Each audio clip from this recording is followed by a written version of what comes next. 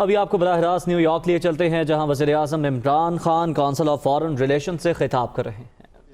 In history and led Pakistan's national team to victory at the World Cup. A lot of other things. He was at Oxford in the early and mid 1970s, along with others, Tony Blair, Benazir Bhutto, and quite a few other distinguished people who went on to have extraordinary careers. The way we're going to do it is the Prime Minister and I will have a conversation for a few minutes. Bless you, somebody. And then we will open it up to you, to the members, for questions. Prime Minister also, I should say, has a packed schedule. So we are going to try to end this so he can brave the traffic by just under an hour from now. Ask you to remain seated when he goes. I can't resist, so one question. First of all, again, thank you and welcome, sir. One question about your previous life.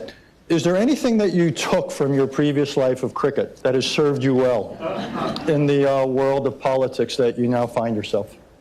Well, Richard, thank you very much first for inviting me here, giving me an opportunity to talk about my country. Cricket, like any sport, I think it teaches you the most invaluable lesson of life. And basically that is that whenever you are aiming at some goal in life, it teaches you how to struggle, the ability to take the bad times, the setbacks. So the quality of success is not how you handle the good times, it's how you handle the bad times and how you cope with them, how you learn from the setbacks, not get demoralized. So that's the only way I could struggle for 22 years before I got into this position. Well, speaking of struggle, let's talk about your economy for a minute, if we may. Over the years, I believe Pakistan and the International Monetary Fund have reached more than a dozen agreements. You just reached one rather recently, I think on the scale of $6 billion.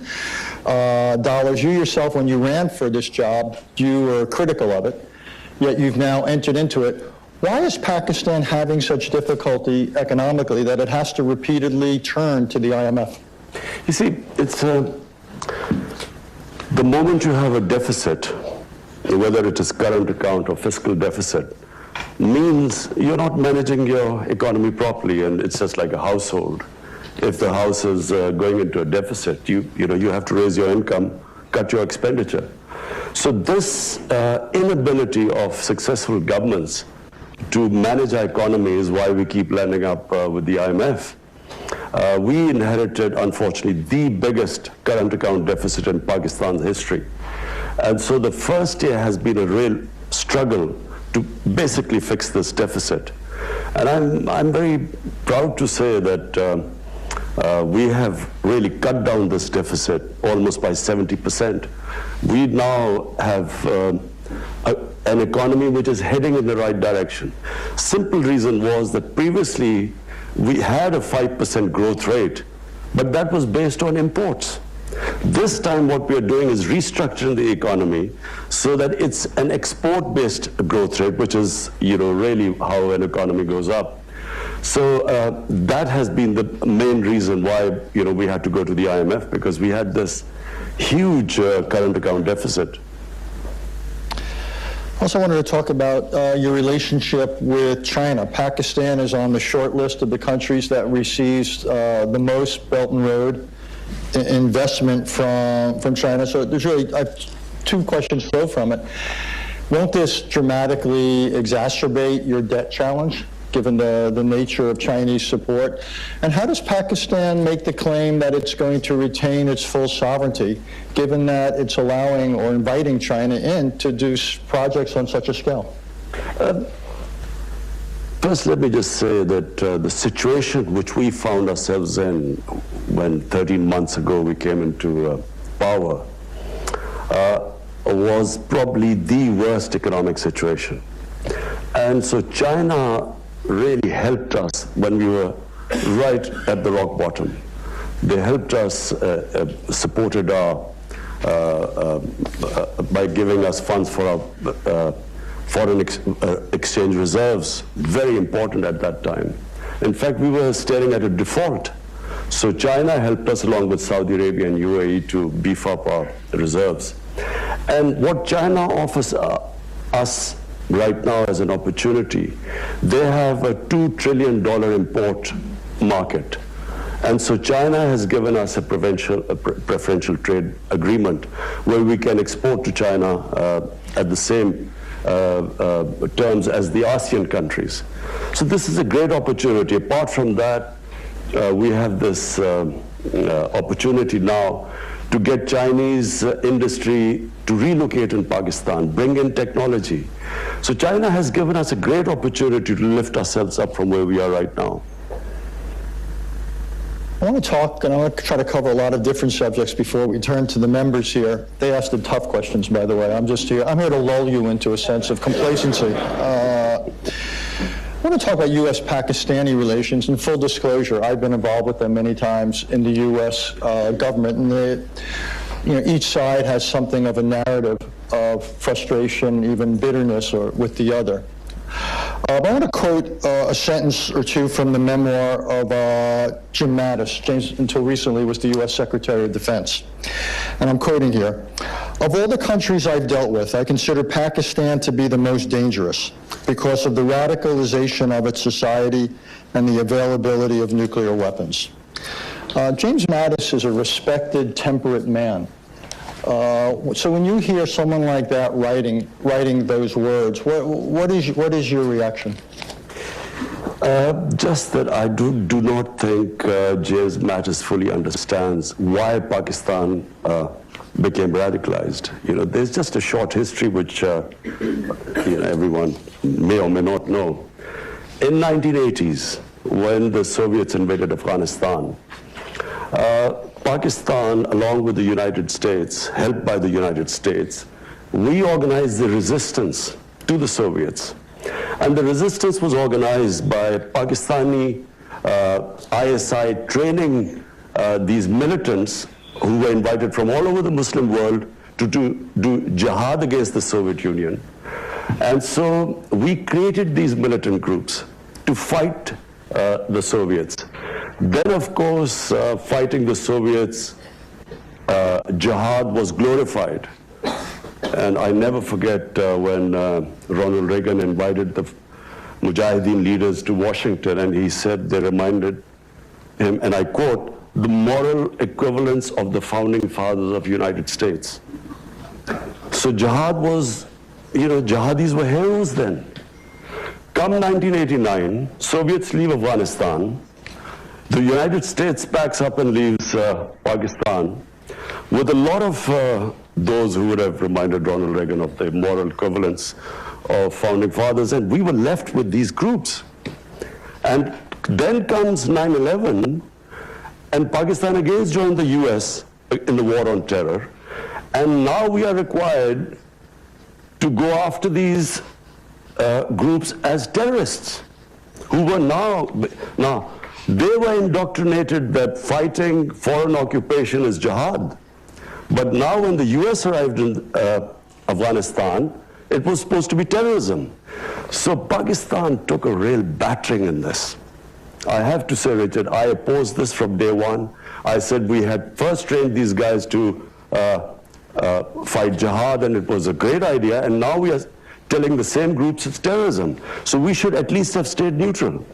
Pakistan, by joining the US after 9/11, committed one of the biggest blunders. 70,000 Pakistanis died in this.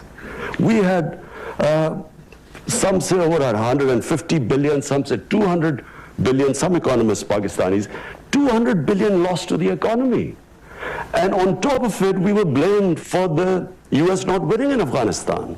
I thought it was the worst period for Pakistan. The lessons learned now, I think the Pakistan government should not have pledged what they could not deliver. How could they deliver? There were insider attacks in the Pakistan army. The groups that were close to the Pakistan army, the army was now trying to kill them. So in a nutshell, when Mattis says Pakistan was the most radicalized state, this is why we were. First we create these jihadis and then we try and kill them, who then turn against the state. And that's why we suffered. Isn't though the criticism fair that you are partially responsible for our difficulties in Afghanistan because Pakistan continues to accord sanctuary, provide sanctuary to the Taliban, and even if you can't always succeed against radicals who are on your territory, it seems to me it's totally legitimate for the United States to expect 100% effort. And at times we have argued and we would argue that the effort is anything but 100%. You know, look, here was someone who kept saying that there's never going to be a military solution in Afghanistan. I kept telling Pakistan government whenever I had a chance. I came here in 2008. President Obama had not taken office. I spoke to senior Democrats. I told them that there will never be a military solution in Afghanistan, simply because I have read the history of Afghanistan. You just have to read the history. They fight each other. The moment a foreigner comes through, they all get together and the resistance starts. Started with the British, you know, 3 times the British tried. The Soviets killed 1 million Afghans. They were still, the resistance was stronger after 1 million Afghans had been killed. So I kept trying to tell this. I tried to explain to, I remember meeting Joe Biden, John Kerry, Harry Reid. I, tried to explain, and I realized they hadn't a clue. No one understood Afghanistan. The politicians didn't understand what was going on. And this madness kept going on, and Pakistan kept being blamed. Now, Pakistan had 2 right now, but it had even more. We have 2.7 million Afghan refugees in Pakistan. There are camps of 500,000 refugees living there. How do we know who's coming in and going out? Clearly, this was not from Pakistan, the idea that there were these insurgents going from Pakistan. How are we? First of all, the tribal area bordering Afghanistan, there is no border there. The Dunya line is a line made by the British, which there is no border there. Now we are fencing the border because of the allegations that fighters are going from Pakistan. We're fencing the border. We've also time and time said that, look, if you want Pakistan to completely stop anyone going across, then take the refugees back, 2.7 million people. But it's not possible that that 2.7 million refugees there and expect Pakistan to completely shut the border.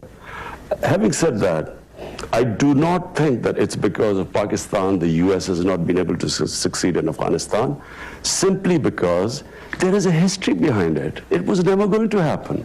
And fortunately, President Trump has done, by him forcing there to be a dialogue, and then this peace deal, which was just about to be signed.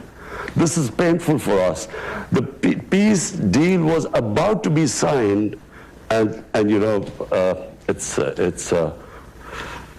President Trump has, we read it in the papers. I mean, we should have at least been discussed with us, but now I'm meeting President Trump later on, and I will try and tell him that, look, there's not going to be a military solution. For 19 years, if you have not been able to succeed, you're not going to be able to succeed in another 19 years. I actually agree with you that there can't be a military solution. What I doubt is that there could be a peace deal that holds. So even if there were an agreement with the Taliban, what is there about the DNA of the Taliban that leads you to believe that any peace they would sign would be anything more than tactical? I feel that this is not the Taliban which was there when in 2001, who was displaced by the US. Things have changed. They say that you only cross the river once. This is realities have changed. They have learned. Taliban realize that they cannot control the whole of Afghanistan. The Afghan government knows that they cannot, there needs to be some sort of a peace deal. There has to be a political settlement. Let's just face it, You only have two choices. Either you fight or you have some sort of a political settlement. There's no point in fighting anymore. I wish that this deal had been signed, there would have been ceasefire, and then we would have proceeded towards the only way there's going to be, the US is going to eventually take the troops out and there'll be peace there. So I agree with you, Richard, it's going to be tough. I never for 1 minute assumed that this is going to be easy, but it is the only way. Actually, I actually think there is a slightly different way, which is, one idea is we would fight for military victory. I agree with you, that's not within reach. I am profoundly skeptical of a peace agreement. The third approach, for as long as it takes, is to support the government and basically preserve what you can in Afghanistan so it can't again become a basis for terrorist attacks. It's not a solution, but the United States has kept forces in other countries for more than half a century. We have supported governments. It's not a solution, but it might be preferable to a situation of Taliban control over the country. I don't think Taliban will be able to control the whole country. I think there will be a settlement. Look, people of Afghanistan have suffered for 40 years.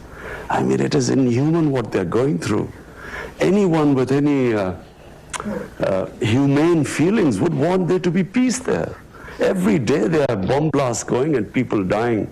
So anything to actually stop this, again, Richard, I agree with you that after the 17 years of bloodshed and the way things have gone, I agree that it's not going to be easy. But I also don't think that if we go the other way, it'll be just more of the same. If Taliban today are stronger than they were for, maybe in 2010, when the last time there was chance of a peace talks, when Holbrooke was there, they're much stronger than that now. And when they see that the US is about to leave, their morale is up. Exactly. Which is why some of us are skeptical. But no, so what I mean is that military is not the solution. If they're now feeling stronger than before, they're not going to be able to give up if you kill or bomb more of them. I'm going to move on, but thank you. I think it's an important exchange. Osama bin Laden, when he was found and killed by American troops, he was just outside of your capital. Has there ever been a Pakistani investigation, a government investigation, as to how that could have happened? That he could have been living there for so long? There has been an investigation, but I don't know whether as far as I know, the Abbottabad commission sat down, and I don't know what the conclusion was. But I can tell you one thing. You see, I again go back. The Pakistani army, ISI, trained Al-Qaeda and all these groups to fight in Afghanistan. There were always links between there had to be links because they trained them. Now, as I said, after 9/11, when we did a 180-degree turn and went after those groups, not everyone agreed with us. But in the army, people didn't agree with us. And so, as I said, there were more insider attacks in Pakistan. General Musharraf, there were 2 attacks on him, suicide attacks on him, which were insider from within the army. So people, so as far as I know, and I think there was a statement by President Obama that Pakistan military, the army chief, the ISI chief had no idea about this. Because I think they were listening, to their conversation the night the raid took place. And they said so. So if there was, it was probably at lower levels who already had contacts. I actually wanted to follow up on something, and I don't mean to be disrespectful, but in the modern history of Pakistan, I would say most outsiders, when they look at the prime minister as a position, and they look at the strength of the chief of staff of the army and the head of the ISI, the intelligence directorate, they would say the preponderance of power is in the hands of the other 2 individuals, the head of the army and the head of intelligence. Is that a fair characterization? So do you really feel limited in what you can do as prime minister? Look, in any democracy or any form of government, democracies function because of moral authority. If democracies lose their moral authority, then the physical strength and authority lies with the army. In our country, because space was given due to a lack of moral authority, because of corrupt governments, the army, naturally there's no vacuum, so it moved in. I can tell you that since I have been 13 months in power, every policy of mine is in our manifesto. We wanted peace with all our neighbors. We opened the Kartarpur corridor, opening up. Normally this would have had security implications. Our security forces would have resisted. Our policy with Afghanistan, which we reached out immediately to Afghanistan, to President Ghani. I have invited him to Pakistan. We speak regularly if there's any issue. Every policy of my government, which was peace with our neighbors, has been backed by the Pakistan army. I'll even go further. The only time the Pakistan army has cut its military budget is when my government started an austerity campaign and they followed, and they actually took a cut in their military spending. It's never happened before. I can tell you that all policies of my government have been completely backed by the army. When I spoke to Mr. Prime Minister Narendra Modi, I told him. New York में वज़ीर आज़म Imran Khan council of foreign relation से खिताब कर रहे हैं। इस दौरान वज़ीर आज़म की जानिब से जवाब दिए गए सवालों के उन्होंने क्रिकेट से मुतालिक पहले सवाल का जवाब कुछ इस तरह से दिया और कहा कि खेल आपको ज़िंदगी का अहम सबक सिखाते हैं। खेलों से आप अपने हदफ को पाने के लिए जिद्दोजहद करना सीखते हैं। Policies. So, in past it may be true, and I repeat, it's because governments lose. When democratic governments don't have militant wings, they have only moral authority, and that's much more powerful than physical authority. Just two more questions for me. Since you raised India, I wanted to get to it. It may have been your hope to have improved relations with India. Needless to say, it hasn't worked out that way. So, and along the way, you said some pretty brutal things about Prime Minister Modi and about the philosophy of the BJP and so forth. So what is a realistic path? Because one analogy I often draw is at the height of the Cold War, the U.S.-Soviet relationship had far more dimensions to it, far more substance to it than the India-Pakistan relationship has now, in terms of diplomatic contacts, economic contacts, and the rest. So how do we take this relationship between two nuclear-armed rivals that have a history of conflict? How do we make sure the future doesn't resemble the past? Well, Richard, let me say one thing. This is very sad where we stand today. From day one, I have written letters. I've spoken to Prime Minister Modi about we have common issues. We have poverty. Poverty is big in the subcontinent. Any government that should come, the number one priority should be to deal with poverty. Climate change. We stand the subcontinent. I mean, our glaciers are melting at a rapid rate. We need to combine together because there are hundreds and millions of people that are going to be affected. So I called him up and I said, look, let's just have a new chapter. Let's reset our relationship. And he talked about terrorism, and I said, look, I give you an assurity. It's not because of pressure from India or anyone. It's a policy that we will not allow any militant groups in Pakistan. We were dismantling from day one, and again I talk about the army. Had the army not helped us, we would not be able to dismantle these militant organizations, a legacy of the 80s. And they were helping us. So I told him, I said, let's base a relationship on mutual trust. Because, problem we have is the two countries didn't trust each other. Our foreign minister was supposed to meet last year in this UNGA, and suddenly India cancelled. And then we thought maybe, they don't want to get closer because of the Indian elections. because it's a nationalist, BJP is a nationalist party. One of the agenda, of course, is, they're hard on Pakistan. So we stayed back. Then, of course, Pulwama happened, where this Kashmiri boy blew himself on an Indian convoy. Immediately we were blamed. I went on air, I said, look, you give us any indication that a Pakistani was involved, we'll take action. They bombed us. The jets came and they bombed us, and so we retaliated, no loss of life, but on the way, two of the jets went down, one in Pakistan. The pilot we captured, we immediately gave him back, saying you didn't want any escalation. But what did, in the election campaign, it was all about how Pakistan was petrified, and that's why they quickly returned the pilot, and how Pakistan will be taught a lesson. The whole election campaign, you just have to read. It was all about anti-Pakistan and how Pakistan would be taught a lesson.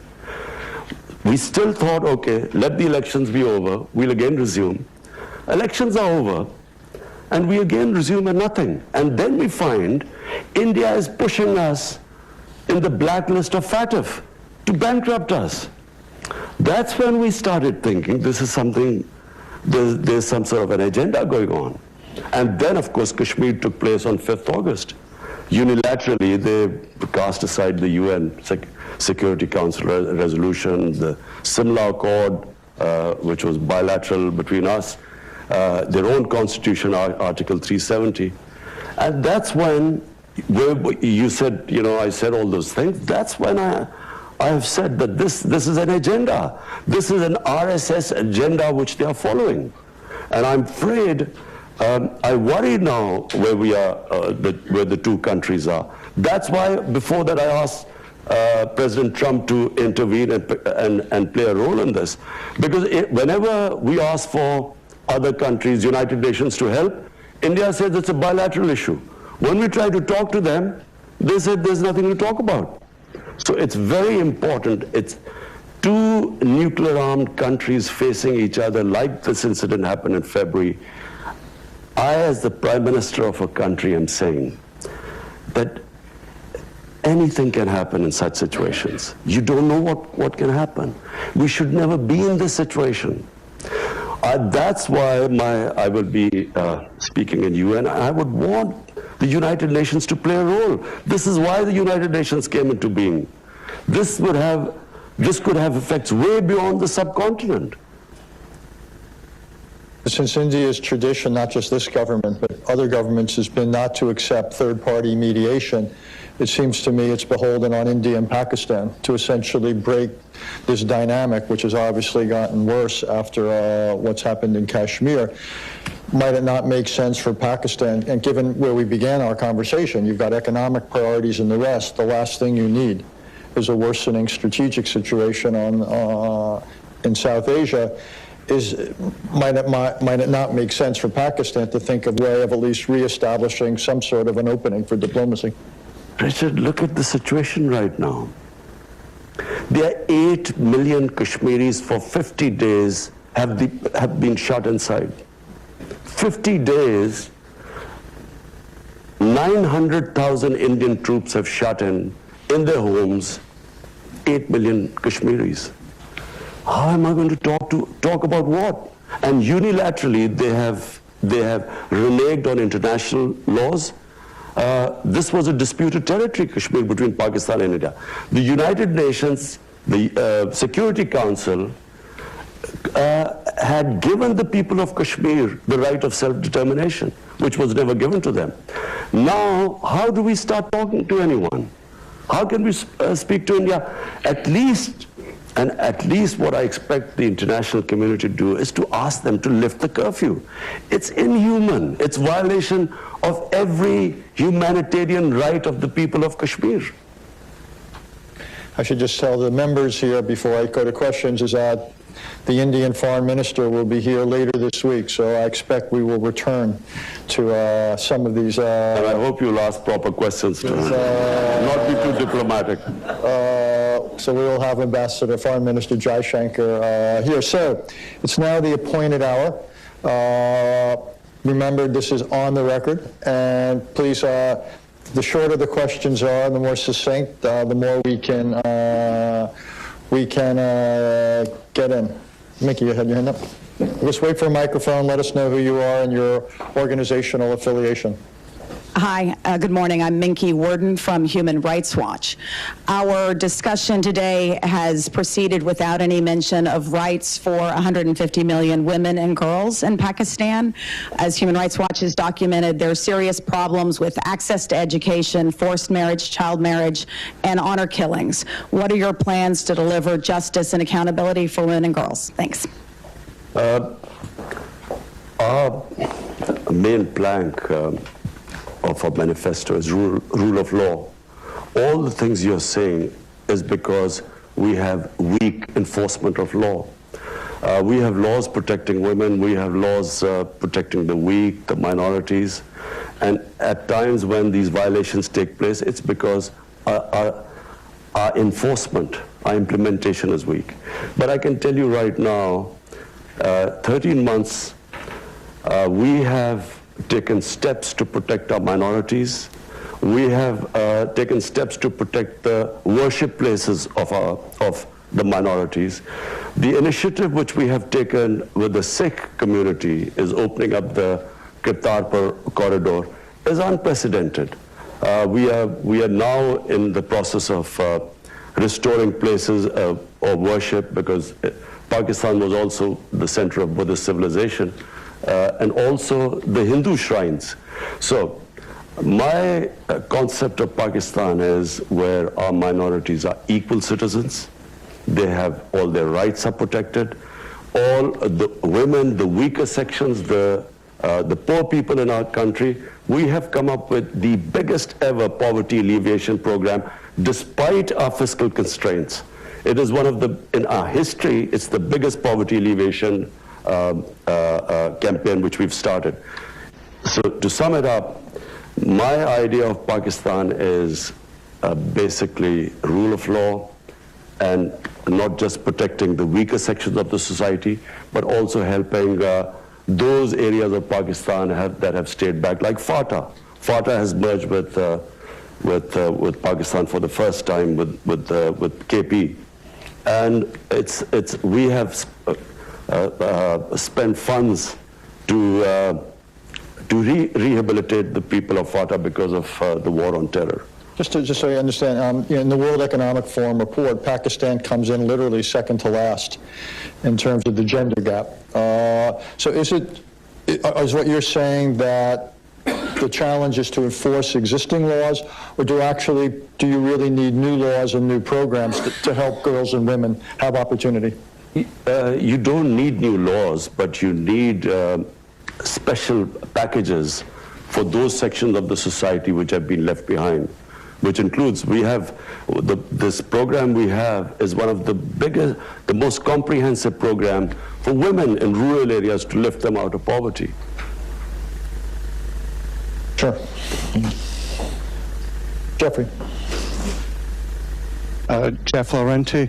Mr. Prime Minister, following up on your answer just now, which broadened the aperture from women to the minorities in Pakistan, and Richard's earlier question about radicalization there, you have seen bombings of Shiite mosques in Quetta and elsewhere, the assassination of Governor Salman Taseer by an Islamic extremist, the capital death penalty case of Asia Bibi, who was finally allowed out of Pakistan for being a Christian who didn't entirely reverence the Prophet Muhammad. And you have publishers who are fearful of Islamist attacks and such.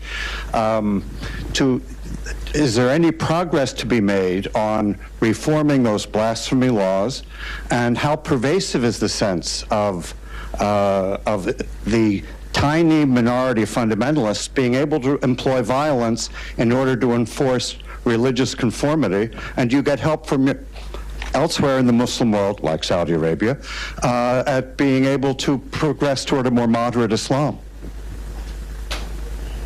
Okay, first let me clear one thing. There is only one Islam. There's no such thing as moderate Islam or radical Islam. I even heard yesterday that there was this radical Islam. There is only one Islam.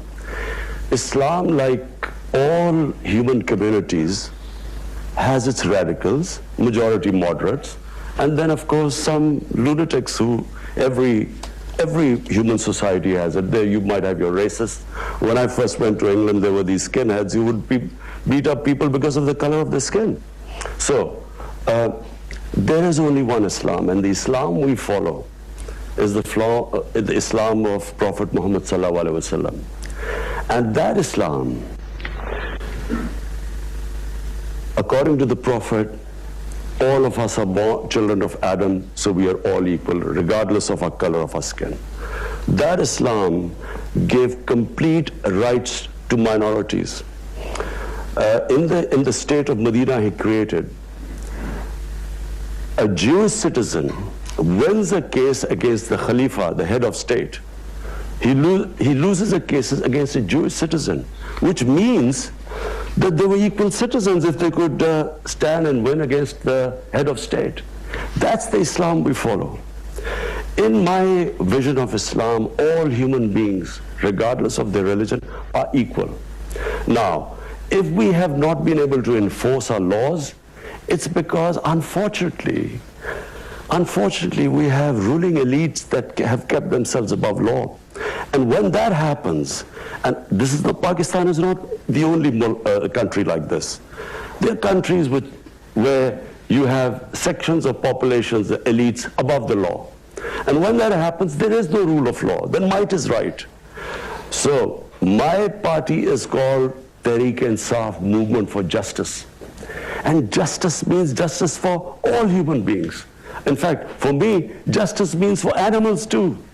Because in the state of Medina, who we look up, for Muslims there is only one model, and that is the Prophet created the state of Medina. That state of Medina gave rights to women first time, property rights. That state of Medina first introduced progressive taxation. First welfare state. State took responsibility of handicapped, orphans, widows, poor. That state of Medina had rule of law. No one was above law. So, and as I quote, a Jewish citizen could win a case against the head of state. That's the state we want, that's the ideal we move to. Unfortunately, we are not close to that ideal, and this is why 13 months on the line, we have, at least what we have done is, no one would have touched the criminals who plundered our country. No one would have been able to put them in jail because there was one law for the powerful and the other for the weak. So it's a process. It's not going to happen overnight, but this is my ideal. Yes, ma'am. Thank you very much, and thank you for your comments. My name is Reena Amiri. I'm from NYU, and I'm an Afghan American. And you're right that Afghans are tired of war. They desperately want peace. And they supported Ambassador Khalilzad's efforts. But it was a peace process that left them deeply anxious, and they felt it was imbalanced in favor of the Taliban, and that it emboldened the Taliban. They would seek the support of Pakistan for reigniting peace talks, but one in which a number of the issues that they are concerned about are on the table, including having talks with the Afghan government either directly or through proximity talks. They want more explicit language from the Taliban on women's rights and minority rights, and they want more explicit language denouncing terrorism or links to Al-Qaeda, none of which were there when this agreement was nearly signed. Thank you. I would just like your comments, and if that peace process, if and hopefully when it's reignited, what support can the Afghan people get from Pakistan in this regard? Thank you. Well, number one, what the people of Afghanistan have gone through, forget me as a Pakistani, as a human being, we should all pray that they have peace. Because, you know, I've watched, you hear every day on a daily basis the sort of bloodshed that's going on. Now, I just repeat very quickly, there are only two ways right now. One is we keep going this way, which is military action, and I believe this will just keep going on. And because the Taliban, the moment they realize that the Americans already, they've cut the troops down, and if they think they're leaving, I mean, they're not going to give up, with more military action. The other is peace talks. Now, peace talks, once they start, all this can be thrashed out. I honestly believe that this is not the Taliban of 2001. There's a lot of things that have happened, and I believe that they will be more accommodating. The Taliban delegation wanted to meet me. Problem was that the Afghan government did not want me to meet the Taliban delegation, so I did not meet them. But I told President Ghani, I said, look, if I meet them, I would try and convince them about all the things you're saying. And not only that, I would try and convince them that the Taliban must talk to the Afghan government. At the moment, they're only talking to the Americans. There are no direct talks between Taliban and the Afghan government. I would have tried my best. Because finally, I mean, yes, they've looked back in 2001 and that period, and they think that, the way Taliban behaved at the time, minorities and so on, with the attitude to women. But I think once the talk starts, I think all these things will eventually fall into place, because the people of Afghanistan, both sides, want peace right now. Jeffrey Rosen. Thank you. Jeffrey Rosen from Lazard. You described earlier the relationship with China that's been developing, an economic relationship. I'm curious how you reconcile that relationship with reports about the treatment by the Chinese of Muslim churches, Muslim mosques, the practice of Islam in China. Whether you're able to use this as the relationship as a means of pressuring the Chinese to perhaps relax in that treatment, and if not, whether you raise the risk of perhaps some of the more radical elements of Islam in Pakistan, acknowledging there's not radical Islams, but there are radical Islamic people who practice Islam who are radical. Whether you run the risk of a reaction from them domestically, which could unsettle the country, your country. Particularly given what the Chinese are doing, with the Uyghurs. Look, with the Chinese, we have a special relationship, and it's the way China functions. Any of issues like these, we talk to them privately. We don't make public statements, because that's how China is. And I again repeat, China has come to a help when we were right at the rock bottom. So I would not publicly talk about it, but just, as someone who has taken over Pakistan 13 months ago, faced the biggest economic crisis, dealing with that.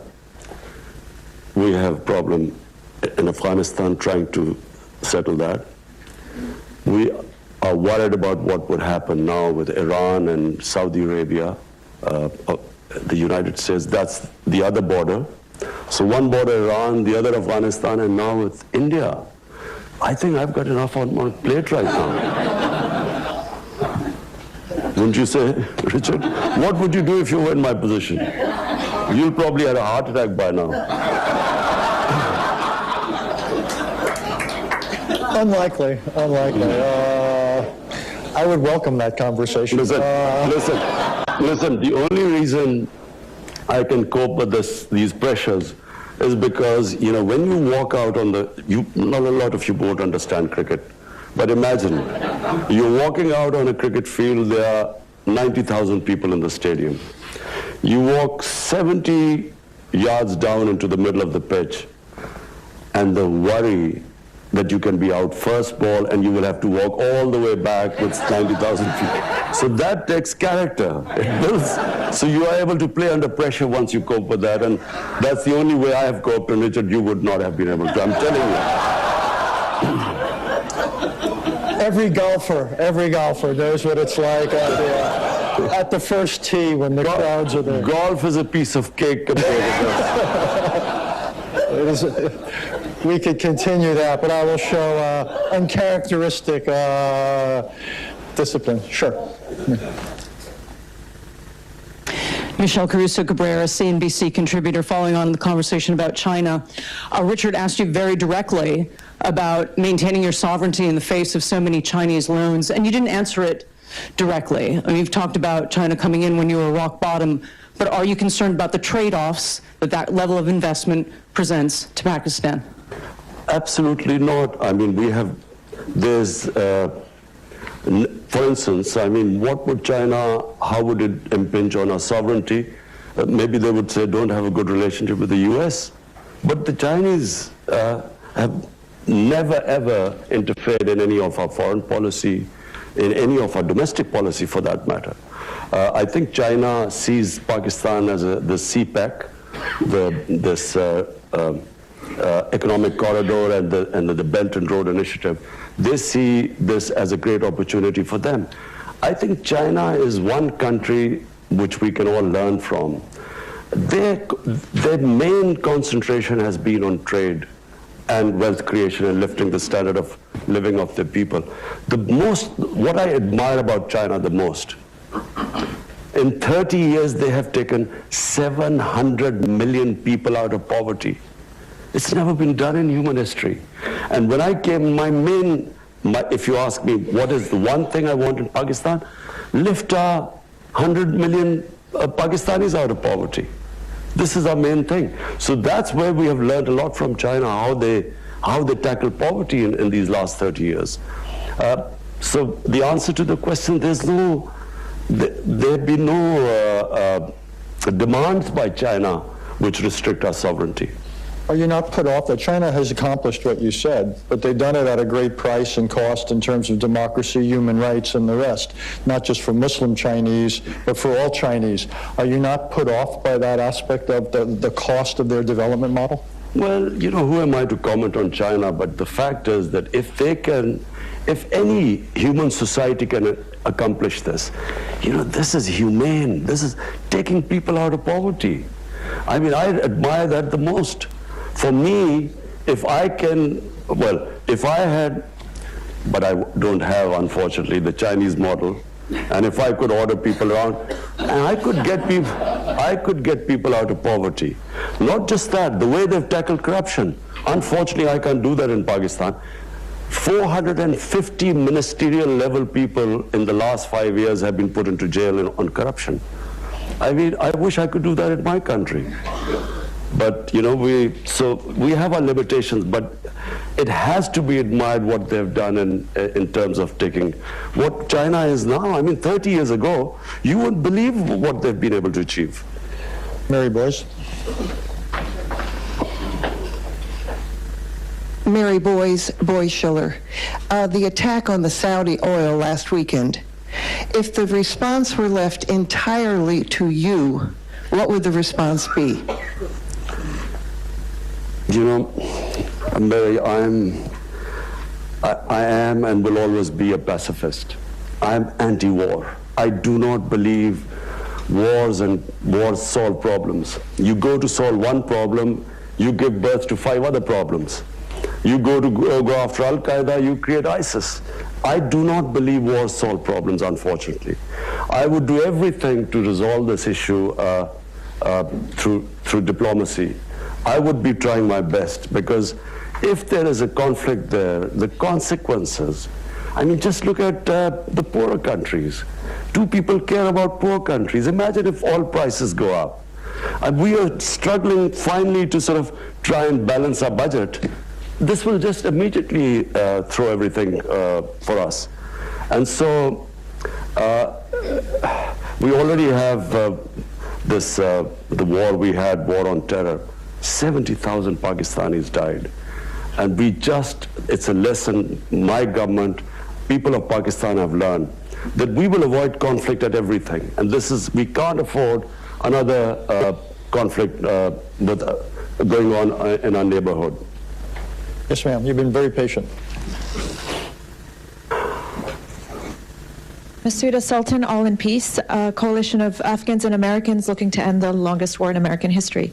I wanted to thank you for your comments on Afghanistan and the war.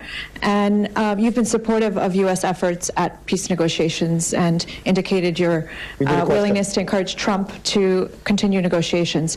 My question is, what steps do you intend to offer to take as the Pakistani Prime Minister to advance the dialogue? For example, you mentioned that you didn't meet the Taliban when the Afghan government requested you not to. So what other steps do you intend to take? And how does the Kashmir issue complicate, or does it the Afghan issue?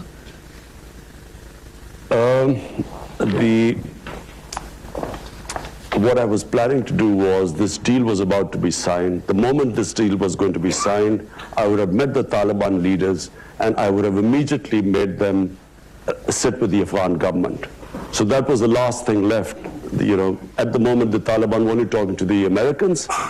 And so once they had, the deal was signed, then we would have got them to talk to the Afghan government. I would have tried my best. And I feel that that was the way ahead. We just read the tweet about the talks breaking down.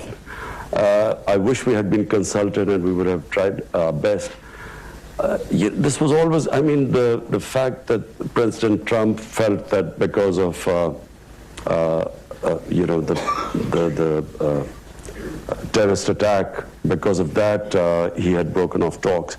But, you know, when you are fighting and talking at the same time, this was always going to happen. But they have to stay the course.